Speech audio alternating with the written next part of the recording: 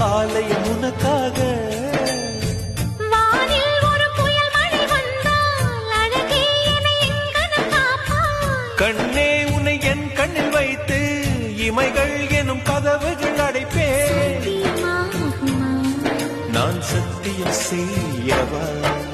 தொடு தொடுவெனவே வானவில் என்னை தூரத்தில் அழைக்கின்ற நேரம்.